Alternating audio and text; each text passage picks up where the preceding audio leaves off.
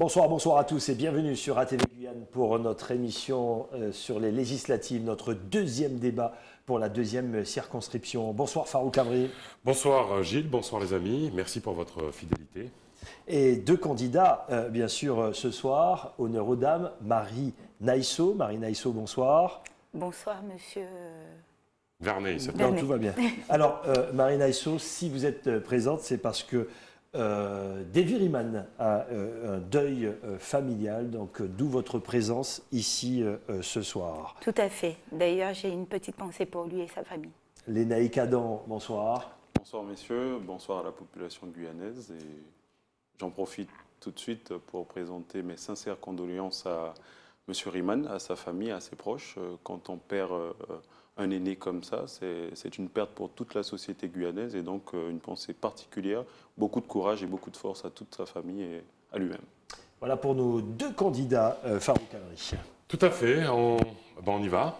Allez, c'est parti. Monsieur Lénaïque Adam, vous dites appartenir à la majorité, en tout cas celle qui se dessine, à la majorité présidentielle. Pareil, même question que pour Madame Prévost-Madère. Est-ce que vous êtes prêt à quitter la majorité présidentielle si vous vous rendez compte que la politique gouvernementale va à l'encontre des intérêts de la Guyane? Est-ce que vous en prenez l'engagement? Alors, il faut qu'on en soit clair sur ce point. Mon côté, mon camp, c'est la Guyane. C'est-à-dire que je l'ai déjà expliqué à plusieurs reprises. Au premier tour, j'étais face aux autres candidats qui étaient contre Emmanuel Macron. Au deuxième tour, face à Marine Le Pen. Pour ce coup-ci, mon côté, c'est le côté guyanais. Donc, il est de mon ressort et de ma responsabilité de me battre jusqu'au bout, de mettre en œuvre toutes les pressions possibles pour que les intérêts de la Guyane puissent être défendus à chaque niveau, à chaque étage. Et donc, si le gouvernement ne rentre pas dans cette dynamique, je ne pense pas qu'il faille rentrer dans une rupture tout de suite, puisque une rupture, ça veut dire tout simplement qu'on est à l'écart, on est en conflit avec le gouvernement, donc ça peut nuire à la Guyane. Et donc il faut beaucoup plus de diplomatie, je pense. Mais bien sûr, c'est avec force et beaucoup de courage qu'il faudra prendre ses responsabilités en disant au gouvernement non, on ne va pas jouer avec les préoccupations des Guyanais. Très bien. Marie Naïsso, nous sommes dans une situation où vous remplacez justement ce soir Davy Riemann au pied levé. Du coup, quelles sont vos compétences en cas de remplacement à l'Assemblée du candidat Davy Riemann? On veut vous connaître également, puisque c'est la première fois qu'on vous reçoit sur le plateau. Tout à fait, c'est la première fois effectivement que je viens chez vous. Je remplace Davy Riemann, mais je suis coéquipière de Davy Riemann. Oui, vous êtes sa suppléante. Parce que je suis sa suppléante, mais nous on veut aller un peu plus loin, puisqu'on parle d'équipe, de duo. Voilà. Et donc du coup, jusqu'à présent, j'ai été responsable de l'agence EPF à Guyane, Établissement public foncier d'aménagement de la Guyane, à Saint-Laurent-du-Maroni, qui intervient sur tout l'ouest guyanais. Mais encore, en cas de remplacement, oui, mais on va rebondir également. Mais du coup, vous êtes là parce que Davy Riemann est absent, mais au cas où, justement, puisque souvent, les candidats mettent en avant leurs suppléants. Et pour ne pas faire joli, justement, sur la photo, au cas où, justement, quelles sont vos compétences, vraiment, au-delà même des compétences professionnelles? Alors, au-delà des compétences professionnelles, j'ai pour habitude de fédérer un certain nombre de personnes, de personnalités autour de moi pour pouvoir remplacer des projets. C'est dans cet objectif-là, effectivement, que j'accompagne Davy Riemann et que s'il faut effectivement que je le remplace en tant que député, je saurai le faire. Madame Marie Naïsso, justement, à propos de votre champ de compétences, qui est l'établissement public foncier, on s'est un peu renseigné sur vous avant ce soir. Vous êtes donc responsable de cette institution et pourtant, il y a énormément de terrains qui sont squattés. Question, vous êtes suppléante d'un député qui, par essence, est la définition de la loi. Comment se fait-il que sur votre propre champ de compétences, vous n'arriviez pas à anticiper les squats qui pénalisent la Guyane, qui retardent par exemple la construction d'un lycée dont Saint-Laurent a énormément besoin? Expliquez-nous. Alors, je vais vous expliquer. L'établissement public foncier d'aménagement de la Guyane ne gère pas les fonciers d'État. Ça, il faut qu'on puisse clarifier ce point-là. Il est vrai que jusqu'en 2008, cet établissement faisait office de guichet unique pour la régularisation foncière, notamment du foncier agricole, mais c'est une mission qui n'est plus portée par cet établissement. Donc c'est l'État, France Domaine, qui gère directement le foncier État. Votre avis, votre point de vue sur les squats? Alors, sur les squats, il est, en tout cas en ce qui concerne la deuxième circonscription que je connais davantage par rapport au reste de la Guyane, il est extrêmement difficile, en l'état actuel, de gérer les squats à Saint-Laurent-du-Maroni, compte tenu de l'ampleur, puisque on peut parler carrément d'une ville nouvelle autour du centre-ville de Saint-Laurent-du-Maroni. Votre réaction? Moi, sur les squats, c'est quelque chose qui nuit effectivement au développement de nos territoires, hein, et que je crois que définitivement l'État doit prendre ses responsabilités sur ces questions-là. Ça bloque le développement, l'accès à l'éducation, puisqu'on voit qu'il y a eu beaucoup de retard. Déjà en 2015, on nous avait proposé la vente d'un terrain, mais il y avait du monde dessus, donc on avait retardé encore. Et donc il faut que chacun prenne des positions claires et puis qu'on annonce cela fermement. Que comptez-vous faire? Parce que, en vérité, on a l'impression que c'est un problème insurmontable. Vous pouvez, parce que la loi, à un moment donné, trouver des solutions.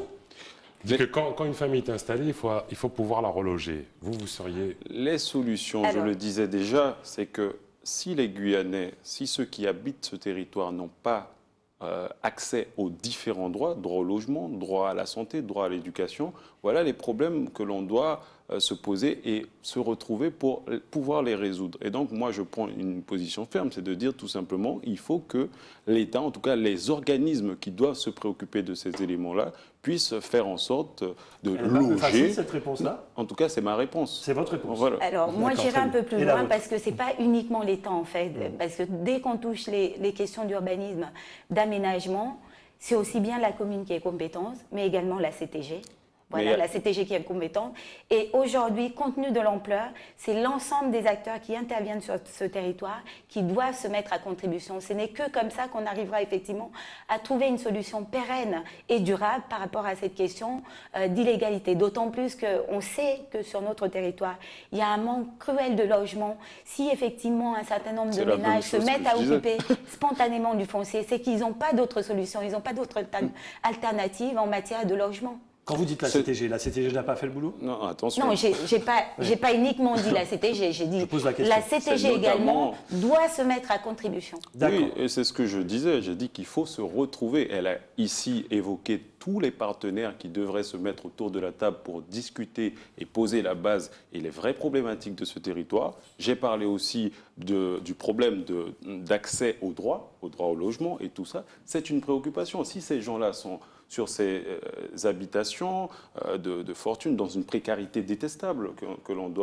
qui doit préoccuper tous les Guyanais et les élus aussi, puisqu'on est là pour améliorer la condition de vie de tout un chacun. Eh bien, effectivement, il faut se retrouver, discuter et voir ce qui est possible pour les Guyanais. L'actualité aussi, c'est cette histoire autour des 4 lycéens qui ont été assignés à résidence parce que ne disposant pas de papiers en règle. Alors on sait que la deuxième circonscription, dont on ne parle pas assez, explose cette immigration clandestine. Votre avis, il faut les laisser sur le territoire ou il faut les expulser? Madame Alors, sur cette question-là, vous parlez d'immigration clandestine. Une autre immigration qu'on connaît dans l'Ouest, il ne faudrait pas oublier que le bassin du Maroni est un bassin de vie. Donc, il y a des populations qui ont été habituées à partir d'un côté ou de l'autre. Et on a un certain nombre d'apatrides. Ce n'est pas l'immigration qu'on peut connaître sur d'autres territoires français.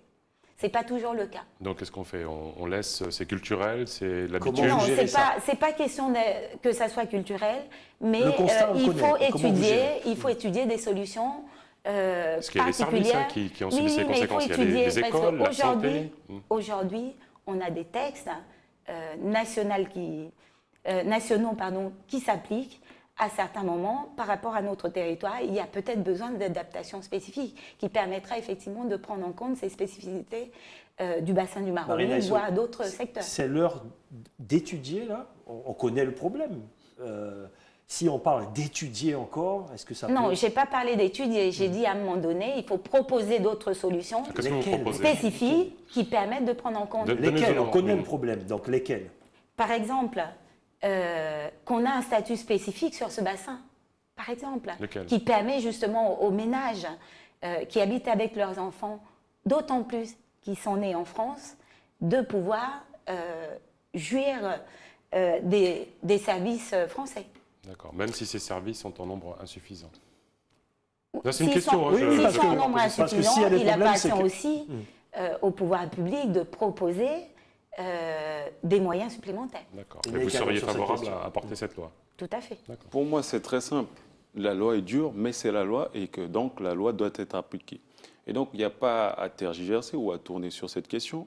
L'État doit prendre ses responsabilités, donner les moyens. Attention, l'État doit donner les moyens pour recevoir. Ce sont des réponses qu'on a tout le temps sur les plateaux. Pas du tout, non, je refuse. L'État doit prendre ses responsabilités. Non, c'est clair. Alors qu'on sait très bien que pour l'immigration, vous voulez que ce soit le maire qui dise comment il va faire, ce qu'il va faire? Comment vous allez inciter l'État à prendre ses responsabilités? Les forces régaliennes de ce pays souverain qu'est la France, doivent pouvoir dire, accompagner les collectivités, notamment au niveau des dotations. Ils ne le font pas. S'ils ne le font pas, quelles sont les méthodes que vous allez mettre en place pour qu'ils le fassent? S'ils ne le font pas, ce qu'il faut dire, c'est que chacun doit pouvoir dire à l'État, voilà, nous, on ne peut plus, on n'est pas en capacité d'accueillir ou de recevoir parce que cela nuit à nos budgets, on ne peut pas faire. Quand on regarde Saint-Laurent-du-Maroni, la rentrée scolaire sera une problématique. Pour ma part, j'ai déjà évoqué ça. Vous êtes conscient que l'État ne fait pas, que l'État n'accompagne pas, vous êtes conscient? Oui, bien sûr. Alors, c'est pour tous ça, les Guyanais sont conscients. méthodes? Et donc, ce que j'ai proposé au ministre Blanquer, je lui ai dit, Monsieur Blanquer, il faudrait que rapidement, si je suis élu, qu'on se voit avec Léon Berton, mais aussi les autres maires de Guyane, pour voir ce qui est possible au niveau des dotations exceptionnelles, pour pouvoir faire en sorte que cette rentrée se passe correctement. Il n'y a pas que Saint-Laurent, Marie-Passoula, Grand-Senti, j'ai dit tous les autres maires. On parlait que de Saint-Laurent. Il faut j'ai dit tous les autres maires. À fédérer aussi bien l'État, mais que les autres acteurs qui interviennent pour effectivement trouver des solutions adaptées au territoire. Allez, rentrons dans le concret, les téléspectateurs nous attendent. Madame Naïsso, votre binôme avec Monsieur Daviriman, en quoi serait-il plus performant, plus efficace que votre adversaire de ce soir? C'est parce qu'on va... Vous parlez de binôme. Nous, on va former une équipe. Et que... Après, il n'y a qu'un seul député. Oui, il n'y a qu'un seul député. À deux. Oui, on ne va pas siéger à deux, certes, mais on va travailler ensemble sur les dossiers. C'est ça l'objectif.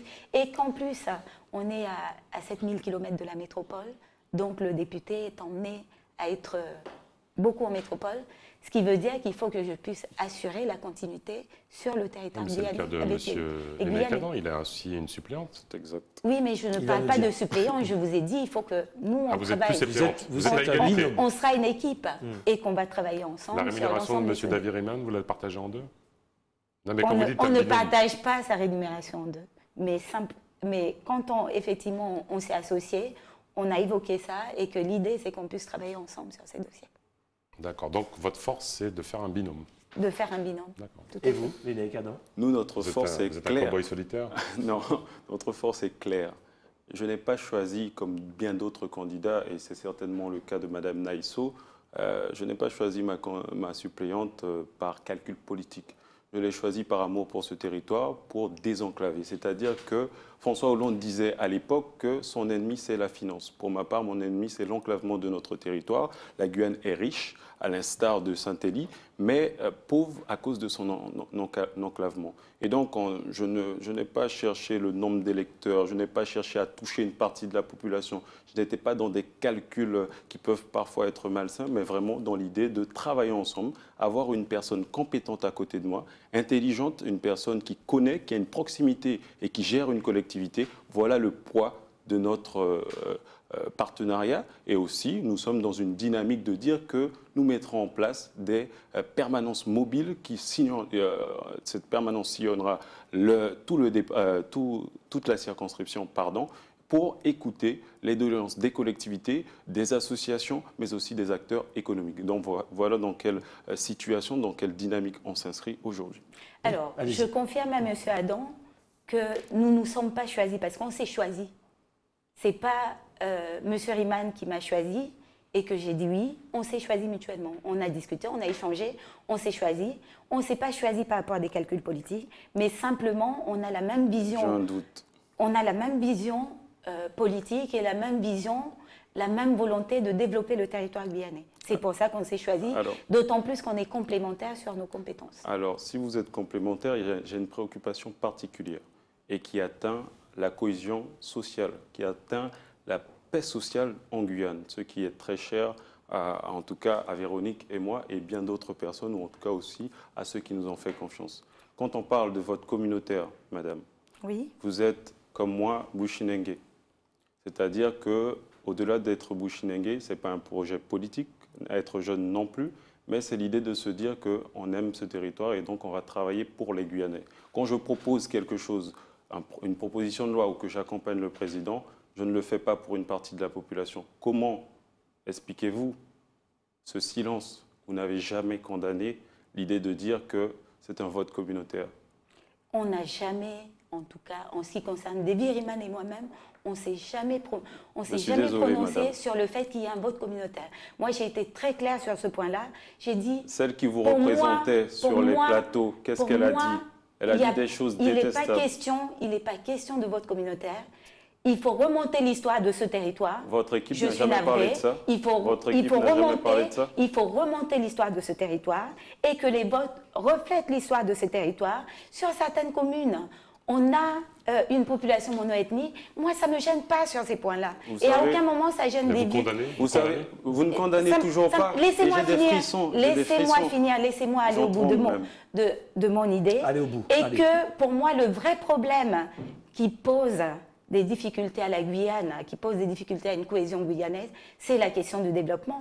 Parce que sur une partie du territoire, on a laissé pour compte un certain nombre de populations et il se trouve que ces populations-là sont de la même ethnie. Mais madame, Mais il n'est pas question de vote communautaire. Permettez. Pour moi, ce n'est pas un sujet. C'est passer à côté du problème essentiel de notre territoire. Si vous permettez, madame, je tiens particulièrement à ça.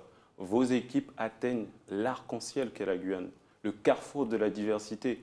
Et vos équipes, vous savez très bien de quoi je parle. Pas du tout. Vous alimentez ça. Du tout. Vous divisez la Guyane. Pas du tout. Et ça, pas du tout. À aucun moment, on s'est prononcé en faveur de ça. Vote communautaire, à aucun moment. Je suis navrée, à aucun moment. Davy Riemann et moi-même. C'est très grave parce que l'histoire vous jugera et la population, l'unité guyanaise vous condamnera. S'il était question effectivement de vote communautaire, je ne serais pas à côté de M. Riemann. Justement, pour moi, la Guyane, c'est l'ensemble de la population, l'ensemble des C'était important de les écouter. C'était important. En tout cas, dans la deuxième circonscription. Si c'est un déni, il n'y a pas de problème. Ce n'est pas un déni. Je confirme que ce n'est pas un déni. Sinon, je ne serais pas aux côtés de M. Riemann. Très bien. On passe à autre chose?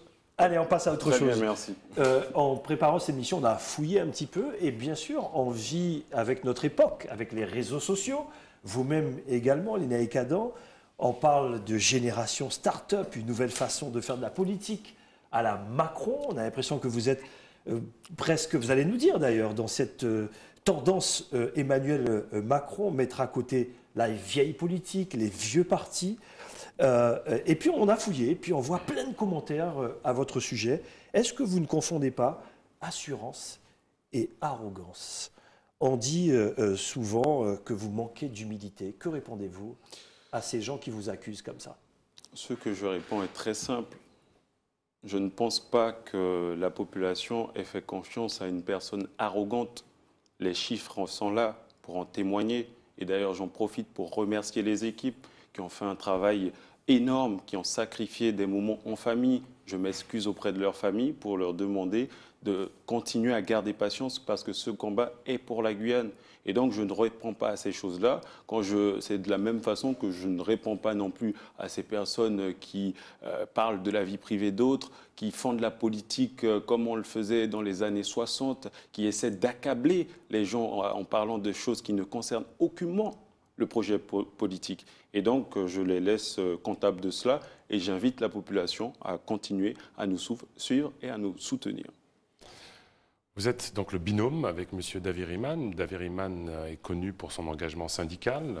Et puis, on a vu, des fois, par moments, des stratégies syndicales qui consistaient à opérer des coupures d'EDF sur le territoire.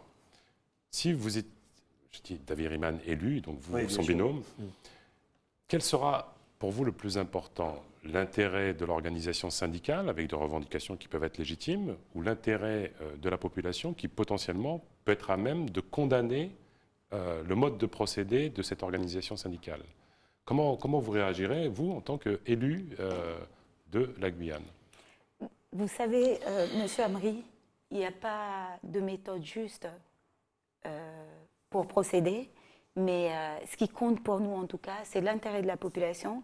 Il est vrai que quand une population est en souffrance, elle n'utilise pas, parfois pas des méthodes justes.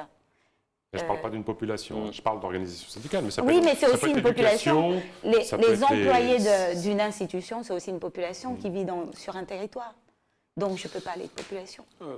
Il n'y a pas de méthode juste pour exprimer, parce qu'il n'y a pas de méthode légale pour exprimer sa souffrance. Toutefois, en tant que député, vous êtes appelé par des gens qui disent « nous, on en a marre d'avoir des coupures d'électricité », par exemple. Le rôle du député, c'est quand même justement d'être le lien de la population avec les institutions, donc d'essayer de trouver des solutions qui permettent effectivement d'éviter des situations chaotiques. Mais ce que vous oubliez quand même de dire, c'est que Davy Riemann, notamment sur les réseaux sociaux, on entend des notes vocales où il dit quand même qu'il va prendre en otage la population parce qu'ils ne veulent pas participer aux différentes manifestations ou événements. Quand on décide de se présenter à ce type d'élection, on est responsable. On ne prend pas la population en otage, on ne bloque pas pour ses intérêts personnels, parce qu'on ne trompe pas non plus la population en abusant, en profitant ou en surfant sur leur malheur.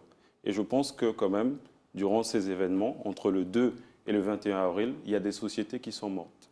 Il y a des familles qui se sont brisées.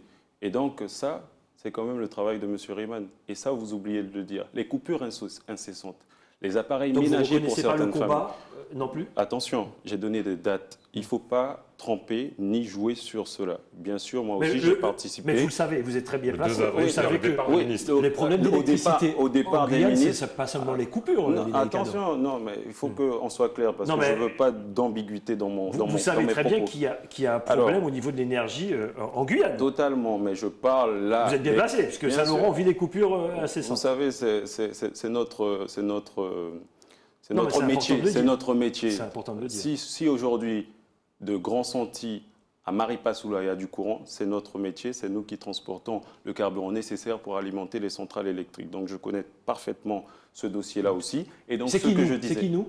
La société que je dirige. D'accord, très bien. Donc ce que je disais ici, c'est que quand même, il y a des appareils, il y a des gens qui sont restés dans le noir. Et ça, c'est insupportable, tout simplement parce que M. Riemann n'arrivait pas à assurer son rôle, à défendre les intérêts c'est grave comme accusation quand même. C'est bien ce que je dis et j'assume. C'est bien ce que je dis. Et donc, il y a eu des coupures et il l'a dit. J'ai les notes vocales. Il l'a dit. On reconnaît très bien sa voix. Il dit que, bon, si vous ne venez pas, nous, il y aura des coupures. Et on sait parfaitement, on l'a subi ici. Et donc, j'assume, encore une fois. En tant que député, vous condamnerez donc? Bien sûr que je condamnerai ces méthodes-là. Il y a une autre façon de faire. Il ne suffit pas d'employer la force, de taper du poing pour faire... quelle est l'autre façon de procéder? On va vous laisser répondre, mais qu'est-ce que vous proposez pour améliorer l'énergie en Guyane? Vous savez très bien qu'il y a des soucis. L'énergie en Guyane, il y a des soucis, effectivement.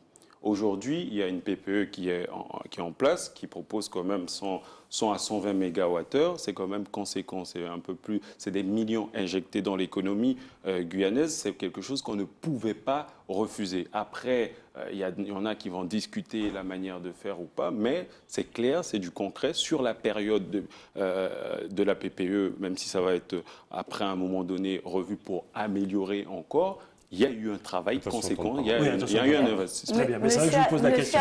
Je souhaite quand même vous poser une question. Est-ce que vous trouvez légitime et normal qu'une population, justement, qui n'a pas accès à l'électricité ou alors qui n'a pas suffisamment de puissance, reste passive? Parce que vous dites que c'est M. Riemann qui appelle la population à se mobiliser. La population, chacun n'est pas responsable pour pouvoir se mobiliser. Vous pensez que c'est M. Riemann qui appelle la population le 28 mars. Vous pensez que c'est M. Riemann qui a été chercher l'ensemble de la population pour que justement elle se mobilise? C'est parce qu'il y avait un ras-le-bol. Il y avait un ras-le-bol et je ne pense pas que c'est du fait de l'appel de M. Riemann. Je peux répondre? C'était pas du fait de une solution malgré tout. Et autre chose également, vous indiquez que la BPE justement, la PPE. Propose en tout cas des capacités conséquentes qui permettront qui répondront en tout cas aux besoins de la population. Pas totalement. C'est ça le problème. Mais c'est parce que c'est pas totalement qu'il faut bloquer. Non, c'est pas question de bloquer, mais simplement, quand on est dans des négociations, on est en droit de demander plus. Parce qu'aujourd'hui, ce qui est proposé ne permet pas à la population, ne permet pas déjà de répondre aux besoins de la population, ne permet pas de répondre aux besoins des entreprises. Et vous pensez qu'il faut rester passif, on accepte, on reste passif. Moi, je ne pense pas. Ok, donc je vais vous répondre de manière très simple. La méthode employée par votre titulaire n'est pas la bonne. Elle n'est pas la bonne parce que ne pas rester passif, ça ne veut pas dire menacer la population. Il n'a jamais menacé la population. Arrêtez de dire ça. À quel moment, avec quoi est-ce qu'il a menacé la population? Non, je ne suis pas d'accord de faire une accusation sur un secteur. Je ne suis pas d'accord. Vous voulez emmener ça vers ça. Parce que je pense qu'on est dans un pays... Laissez-moi parler, je suis responsable. Vous l'accusez sur un vocable. Je suis responsable. C'est quand même... Non, mais c'est quand même un peu de sérénité. Allez. Monsieur, vous avez 2 minutes d'avance. Non, mais c'est quand même important.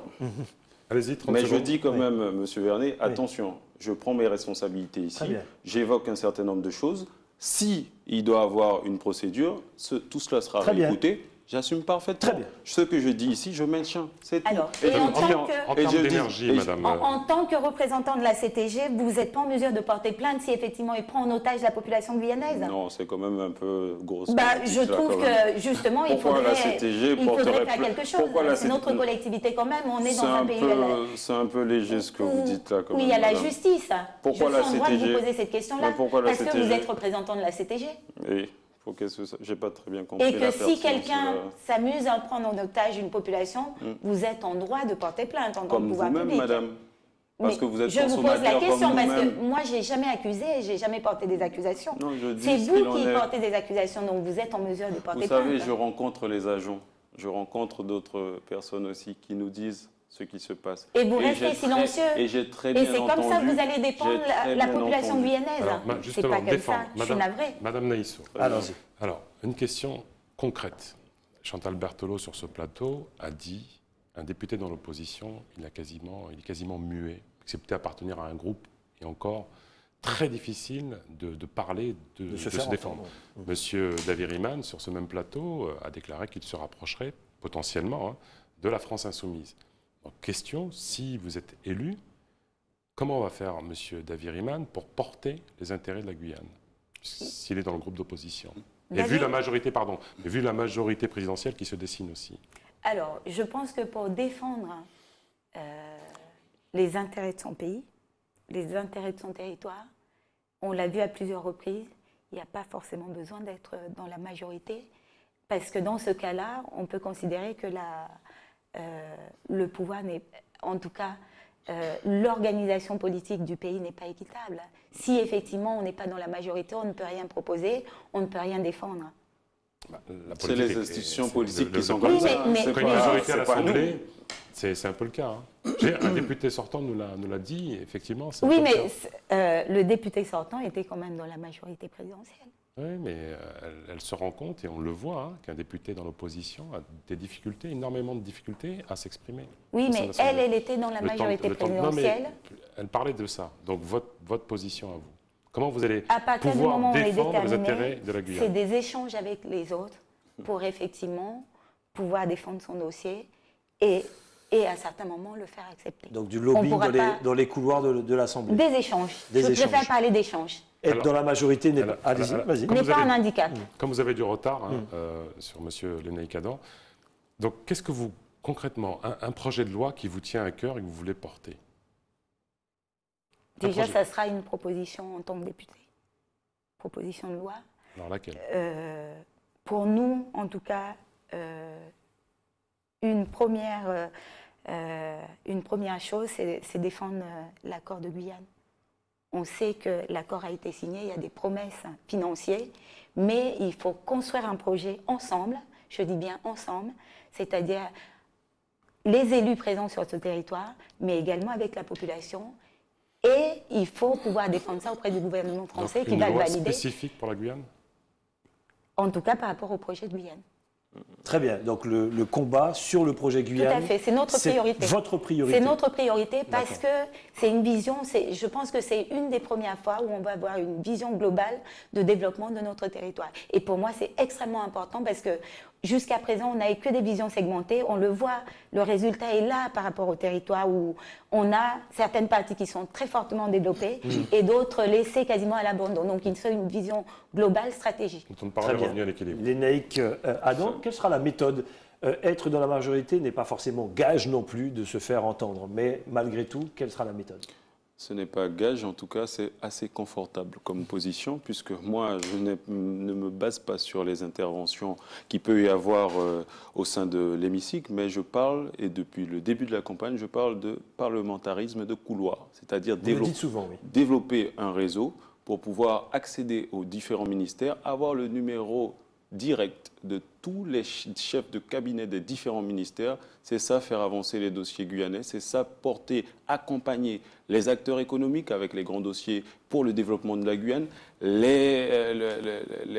syndicats au niveau de l'enseignement et bien d'autres sujets, mais aussi tout simplement pour pouvoir accompagner les collectivités afin d'obtenir, de financer les différents projets de leur commune. Très bien, messieurs, dames, les téléspectateurs et les électeurs de la deuxième circonscription veulent vous entendre sur cette question.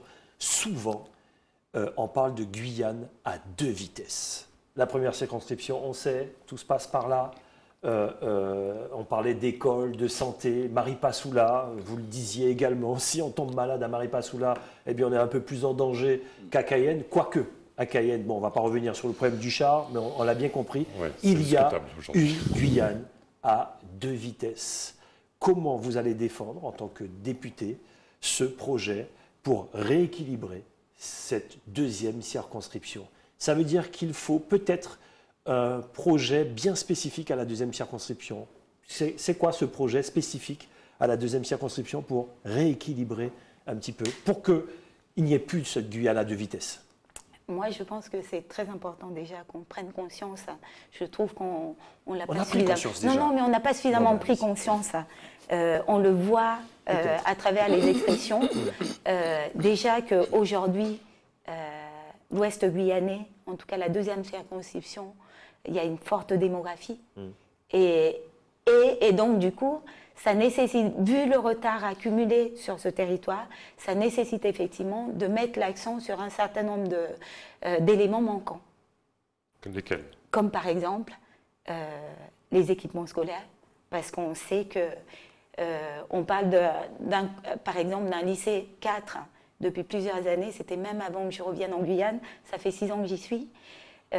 Pourtant, c'est toujours pas construit. On se rend compte que, par exemple, dans la ville de... Oui, mais tout à fait, parce que c'est la compétence de la CTG. Je vois, par exemple, la commune de Saint-Laurent-du-Maroni qui est obligée d'ouvrir un établissement scolaire quasiment par an. Donc, du coup, ça veut dire qu'il faut mettre des moyens supplémentaires pour, effectivement, répondre déjà à ces équipements primaires. J'appelle ça primaire parce que c'est première nécessité pour la population, pour nos jeunes. Mais vous le savez, Madame Laïsso, tout est urgent en Guyane. Donc, les arbitrages, comment se font-ils quand vous dites plus d'écoles primaires? C'est la mairie de Saint-Laurent. Le maire de Saint-Laurent dit « j'ai plus d'argent ». Et oui, mais c'est pas que la commune qui finance derrière. L'État aussi, on peut mobiliser d'autres financements. Quand c'est la CTG, c'est dur. Quand c'est la commune, enfin un peu... Non, il faut être honnête, c'est pas que la commune qui finance. La commune est porteur du projet, effectivement, mais c'est pas que des financements communaux. Sinon, la commune n'arriverait pas compte tenu de sa situation financière. La CTG non plus. Et vous, moi, pour ma part, en tout cas, pour compléter. Mais l'accord de Guyane va permettre de résoudre tout ça, vous pensez? En tout cas, permettra de combler un certain niveau du retard cumulé sur ce territoire. Mais ce n'est pas suffisant. C'est clair. Il faut nous dire comment vous allez faire, c'est ça qui est important. C'est clair que les accords de Guyane sont juste un plancher et qu'il faudra bien sûr aller plus loin. Par rapport à ce que disait Madame, moi j'ai rencontré Emmanuel Macron en décembre, je lui ai clairement dit qu'il faut que l'État prenne ses responsabilités en disant qu'il faut augmenter la dotation au niveau des équipements scolaires. Quand on construit un collège pour 500 élèves, à la fin de la construction, la démographie va beaucoup plus vite, on reçoit 800 élèves et qu'après, la collectivité doit faire des extensions, mais ça devient insupportable puisque les dotations n'augmentent pas. Donc voilà une problématique que j'ai clairement posée. Vous allez réussir ce que Rodolphe Alexandre n'a pas réussi? C'est pas ça, je ne sais pas ce que je suis en train de dire. En tant que député, vous allez réussir ce que Rodolphe Alexandre n'a pas réussi à faire? Rodolphe, on peut pas dire... Le pacte d'avenir a capoté. Et quand vous dites qu'il faut... C'est pas un échec de Rodolphe Alexandre. J'ai pas dit que c'est un échec. Hein. Oui, mais vous allez réussir si de l'autre côté, il y a quoi, monsieur? Non, mais je vous pose la question. Je vous pose la question. Il y a beaucoup de monde qui nous écoute. On ne peut pas dire les choses de manière approximative. Il faut être précis. Est-ce qu'il y a eu... S'il vous plaît. Vous voulez être précis? Il y a eu suffisamment de collèges, suffisamment de lycées? Non. La question, c'est est-ce que vous allez réussir? Ça fait des années qu'on demande effectivement à ce que la santé soit régulée côté deuxième circonscription et on n'y arrive pas. CTG, mairie, etc. C'est ce que je vous dis. Est-ce que vous, en tant que député, vous allez réussir ce que la région, département de l'époque, aujourd'hui CTG, n'a pas réussi à faire? C'est déjà plus correct. Mais ce qui est clair, c'est que j'ai parlé ici de dotation. Il est de mon devoir, si je suis député samedi soir, de travailler avec le ministre de l'Éducation, que le nécessaire soit fait, présenter les problématiques guyanaises, et j'ose croire, j'en suis convaincu, après les échanges avec M. Blanquer, que tout sera fait. C'est un recteur de la Guyane, je suis un produit Blanquer, puisque c'est lui qui a mis en place quand même la convention éducation prioritaire qui m'a permis de faire les études que j'ai pu faire. Après, il y a pour compléter par rapport à ça, il y a la question de dotation que vous évoquez, M. Adam. Oui, madame. Mais dans la mise en œuvre, parce que vous représentez la CTG, je suis obligée effectivement d'évoquer cet aspect-là. Comment vous faites pour accélérer la mise en œuvre des opérations justement de construction des établissements, par exemple des lycées? Alors, puisque c'est un vrai handicap sur notre circonscription. Je vais être clair, madame. Et après, on va conclure. Il ne faut pas d'ambiguïté, il faut être clair et ne pas faire croire à certaines choses. Le président Alexandre, à l'époque, à la région, avait la totale volonté de faire et sortir ce lycée. Nous avons eu un problème de foncier. Aujourd'hui encore, tout a été fléché, tout est près de notre côté. Il y a toujours un problème de foncier. Donc, ce n'est pas de la responsabilité ni un manque de volonté de la part du président.